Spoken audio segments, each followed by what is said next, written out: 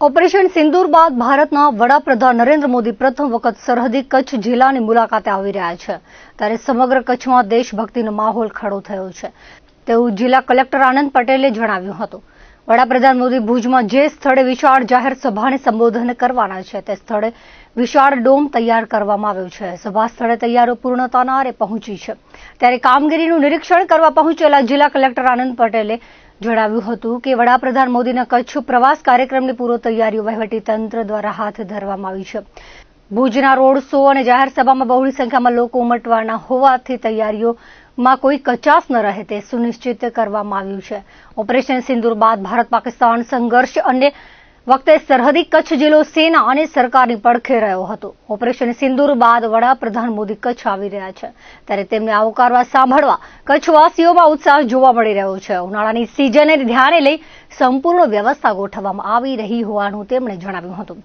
ભુજમાં જાહેર સભાના સ્થળે કચ્છ મોરબીના સાંસદ વિનોદ ચાવડા, જિલ્લા ભાજપ પ્રમુખ દેવજીભાઈ વરચંદ, મહામંત્રી ધવલ આચાર્ય વગેરે પહોંચ્યા હતા અને તૈયારીઓનું નિરીક્ષણ કર્યું હતું। જિલ્લા સમાહર્તા સાથે તૈયારીઓ અંગે પરામર્શ કર્યો હતો। આ તકે કચ્છના સાંસદ વિનોદ ચાવડા અને જિલ્લા ભાજપ પ્રમુખ દેવજીભાઈ વરચંદે સમગ્ર કચ્છવાસીઓને ઉત્સાહભેર વડાપ્રધાન નરેન્દ્ર મોદીના રોડ શો અને જાહેર સભામાં જોડાવા આહવાન કર્યું હતું। આદરણીય પ્રધાનમંત્રી શ્રી, આપણે ખ્યાલ છે ઓપરેશન સિંદૂર પછી આપણો સરહદી જિલ્લો કચ્છ અને આપણો જે જિલ્લો કચ્છ છે એ ઓપરેશન સિંદૂર વખતે સમાજ તરીકે પણ, પ્રશાસન તરીકે પણ, સેના તરીકે પણ અને સરકાર તરીકે પણ ખૂબ મજબૂતાઈથી સશક્ત રીતે ઊભો રહેલો છે। ત્યારે આપના જિલ્લામાં આદરણીય પ્રધાનમંત્રી શ્રી પધારી રહ્યા છે ત્યારે ખૂબ ઉત્સાહપૂર્ણ માહોલમાં તૈયારીઓ ચાલી રહી છે।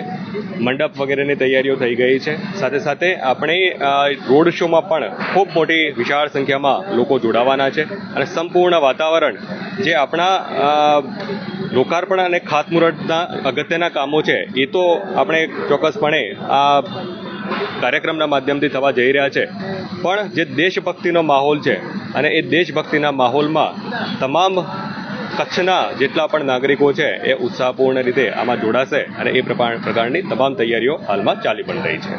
ખૂબ મોટી સંખ્યામાં અહીં આપણા નાગરિકો ઉપસ્થિત રહી શકે એ માટે એક વિશાળ પ્રમાણમાં જે કહી શકાય એવો ડોમ બાંધવામાં આવેલો છે। આપણે તમામ જે જાતિ, જ્ઞાતિ, ધર્મના આગેવાનો, તમામ ભારતીય તરીકે, તમામ આપણે આ દેશના નાગરિક તરીકે આપણી સેના, આપણા સરકાર સાથે મજબૂતાઈથી ઉભી રહેલા છે। ત્યારે આ પ્રોગ્રામમાં પણ આપણે સંપૂર્ણપણે દેશભક્તિના માહોલમાં અહીંયા ઉપસ્થિત રહીશું અને તમામ જે તૈયારીઓ આ અંગેની કરવાની છે, બસની વ્યવસ્થા હોય, સાથે સાથે ઉનાળાની ઋતુ છે એટલે એ પ્રમાણેની પણ જે બેઠક વ્યવસ્થા કરવાની હોય એ વ્યવસ્થાઓ પણ આપણા તરફથી કરવામાં પૂરતી આવેલી છે।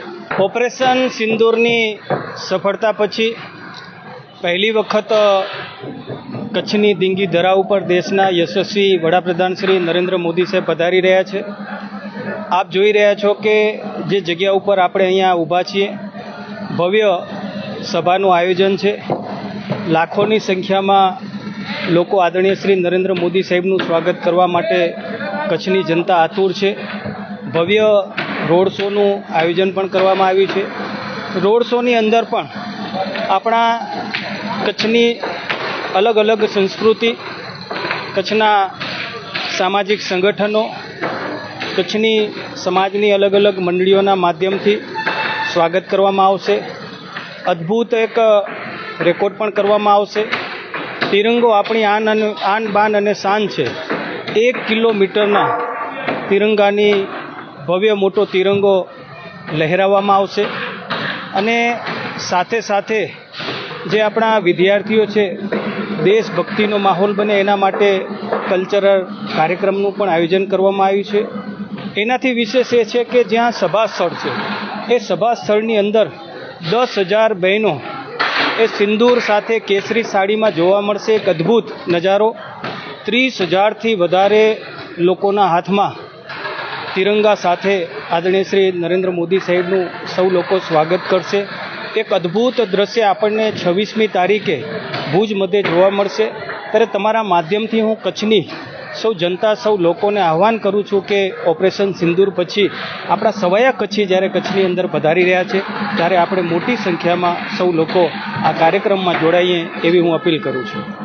આ દેશના સન્માનીય વડાપ્રધાન અને લોકનાયક સવાયા કચ્છી અને આપણા નરેન્દ્રભાઈ જ્યારે એ કચ્છ બધે પધારી રહ્યા છે ત્યારે તારીખ 26ના 3 વાગ્યે ટાઈમ સ્ક્વેરની સામેના મેદાનમાં આપણે જ્યાં અત્યારે ઊભા છીએ એ મેદાનમાં નરેન્દ્રભાઈ પધારવાના છે. ત્યારે સમગ્ર કચ્છમાં ખૂબ ઉત્સાહ પ્રવર્તી રહ્યો છે.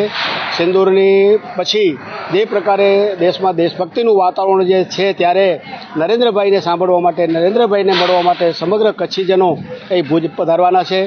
એ નરેન્દ્રભાઈ પધારશે ત્યારે લગભગ 1.25 કિલોમીટર જેવો રોડ શો અને એમાં કચ્છની ભાતીગળ સંસ્કૃતિને લઈને બધા અલગ અલગ એ જ્ઞાતિઓના પોતાના પરંપરાગત પહેરવેશમાં એ નરેન્દ્રભાઈને સત્કારવા માટે આવવાના છે. સાથે અલગ અલગ 10 સ્ટેજો ઉપર એ દેશભક્તિના પરફોર્મન્સ માટે એ સ્ટેજ કાર્યક્રમ પણ થવાના છે. અને પ્રત્યક્ષ આજે જ્યાં મંચ કાર્યક્રમ છે એમાં 10,000 બહેનો એ એક જ પ્રકારના પરિધાનમાં માથે સિંદૂર લગાવીને સિમ્બોલિક રીતે એ સિંદૂરનો જે પ્રકારે પરાક્રમ સિંદૂરનું આપણી સેનાએ કર્યું, આ દેશના નેતૃત્વ કર્યું છે એ બતાવવા માટે એ સિમ્બોલિક એ પણ અહીંયા ઉપસ્થિત રહેવાના છે.